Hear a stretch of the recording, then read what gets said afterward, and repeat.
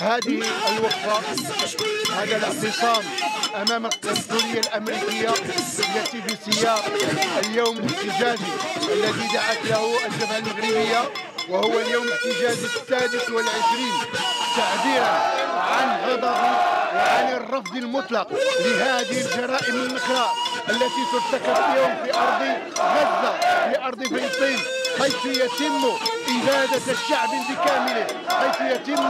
تقتيل ببطء للشعب بالكامل من خلال تجويعه ومن خلال منع لقمة العيش وكثرة خبز وقارورة ماء عن الأطفال وعن النساء وعن الرضع. إننا اليوم نقول إن ما يقع اليوم في غزة جريمة نكراء ينبغي أن تقف وينبغي أن يحاسب هؤلاء الذين يساندون الكيان الصهيوني في الأوطان العربية، في الأوطان الإسلامية خاصة. أمام هذه الجرائم نجد المغرب يقدم موانئه كلوجستيك وكدعم للكيان الصهيوني بإمداده بكل أجهزة الأسلحة لكي يتم الاستمرار في إبادة أهلنا في غزة، وهذا شيء يندى له جديد وعار وأمر مرفوض على المستوى المنطقي وعلى المستوى. هذا الاعتصام اللي غيدوم من الساعة 6 إلى الساعة 9 مساء هو يأتي في إطار اليوم الوطني الاحتجاجي السادس والعشرون الذي تنظمه الجبهة على الصعيد الوطني. واختيارنا للاعتصام أمام القنصلية الأمريكية الهدف منه هو إيصال رسائل إلى الإدارة الأمريكية بالتنديد بمشاركتها المباشرة في الإبادة الجماعية التي يتعرض لها الشعب الفلسطيني من طرف جيش الكيان الصهيوني. من ناحية ثانية نستنكر وندين تزويد الإدارة الأمريكية لجيش الكيان الصهيوني بالعتاد العسكري وقدوم سفن التي تدير هذا العتاد من أمريكا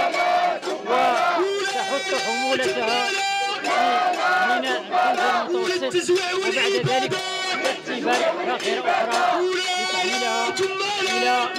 ميناء حيفا في الكيان الصهيوني. وبالتالي نحن ندير السلطات المغربية على رسو هذه السفن في الموانئ المغربية،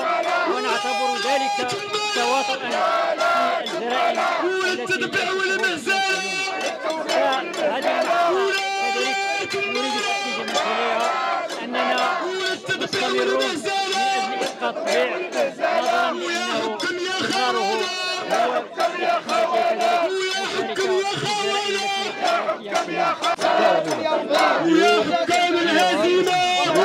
كباقي المدن المدنية والاعتصام لمدة 3 ساعات ورابع الطعام بإطار 15 الهدف ديالو هو المطالبة ديالنا بإيقاف الجوع وفك الحصار الأطفال والجرحى على المرضى بالآلاف يوميا. كذلك باش نبلغوا المسؤولين أن هذا البيع كنزيو منه بالمويلات وكيمثل بالمخولات ديال التمرين، المواقف الشرعية ديال التمرين ديما إلى جانب القضية كان بفطرة ديالو مع القضية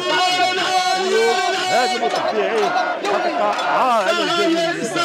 عار على جميع المغاربة، وما نسمحوش لهم على هذا المستوى اللي وصلوا به من قبل. ديالهم باطل كبير كنطالبوا بإسقاط الطبيعة الكافة التشكيل.